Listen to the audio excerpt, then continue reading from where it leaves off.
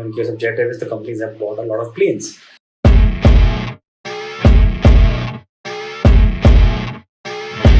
Hi guys and welcome to MentorMe's YouTube channel. My name is Alan Nandan and we are back again with a video. Fortunately, this time we are discussing more on practical concepts of related to stock markets, of course. And the concept is about operating leverage. Right now, usually, frequently, I would say that students tend to try to memorize this, based on what exams they're actually giving. But if you look beyond the exam, you'll realize that how interesting this topic can be in stock selection. Okay, so we're gonna discuss how operating leverage finally affects a business and how probably you can change your analysis the next time when you are analyzing a stock, and make sure that you do this calculation right. And obviously, in the process, you will also remember the formula for operating leverage, right? So, what is operating leverage? An analogy to understand out here is if you were to understand it as an individual. Let's say I am a person who has a certain lifestyle in which I live. Maybe I have a 3 BHK flat in which I'm paying an EMI of, let's say, 50,000-60,000, and there is another person who is with the same salary is paying an EMI of 80,000 because he lives in a 4 BHK.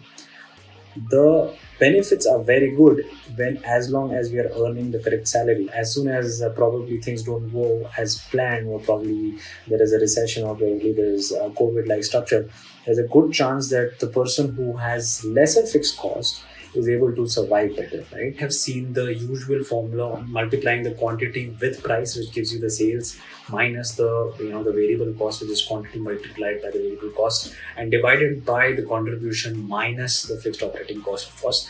This kind of data obviously is not available for any business, right? Because nobody will give you a variable cost per unit cost data, or they will not give you the fixed operating cost data, right? But directly in financial statements, you could find out operating leverage using the percentage change in EBIT, which is earning before interest and tax, and divide that by the percentage of change in sales. Right? Example. The first example is Jet Airways, right? So in the chart, you can clearly see, I'll just try to show you what exactly I mean. So if you see 2009, 2010, the red line is basically the operating leverage, right? So whenever the operating leverage is higher, you can try to understand that, okay, the capital expenditure, or the, in case of Jet Airways, the companies have bought a lot of planes. So if you see in 2013, the sales were at this level, and then of course the sales, based on this expectation, the company did higher investments.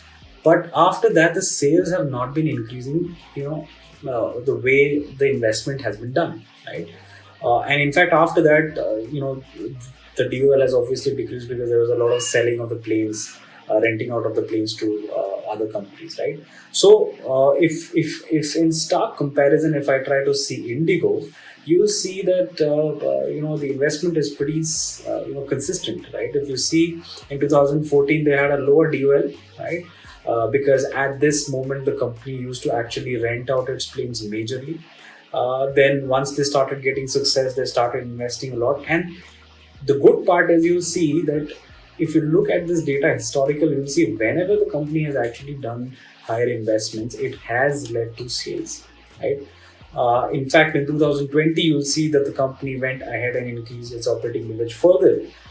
The reason is because, of course, they are seeing the exponential growth which is happening before, right? So the important question to ask is whether the company has historically, whatever investments have done, the capital expenditure, has the company actually been able to reap the benefits of the profit margins, right? So I'm going to show you now how to calculate this. It's a very simple method. Your Google, and just go to screener.in.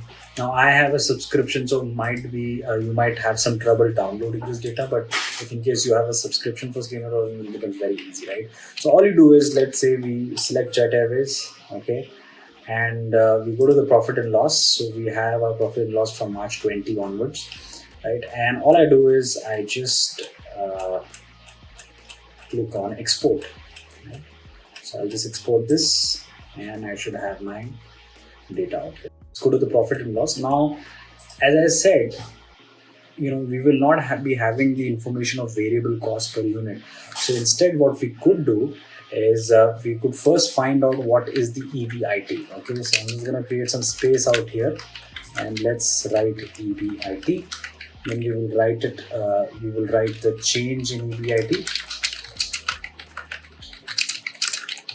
Then we will write sales and change in sales, right?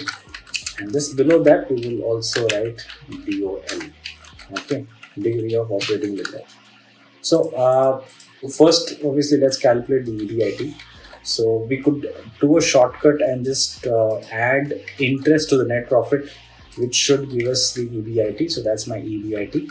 Then the change in EBIT, of course, can be calculated only from the next year. So the change in EBIT is this year's EBIT divided by last year's EBIT minus 1. And similarly, let's link sales. The reason why I'm linking sales out here is so that we can just create a graph very easily, right? And let's link the sales out here as well. And then let's just find out the change, right? So that's my change in percentage terms. And the DOL is nothing but the change in EBIT divided by change in sales, right? So that's my DOL numbers.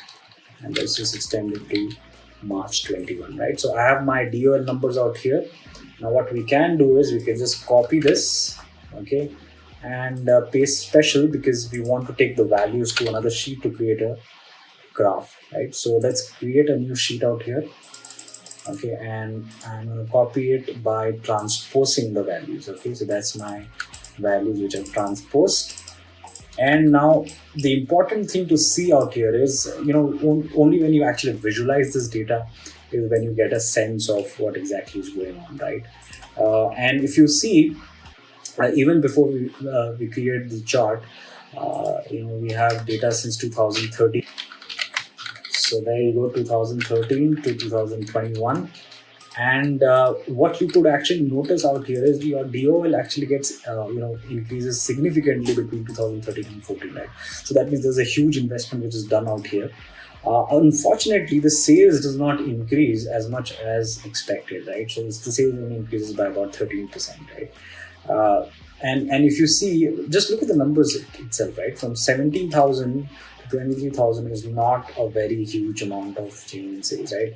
Now what you could do is just take the year column. You could take the DOL, okay, and you could mark the sales first, okay.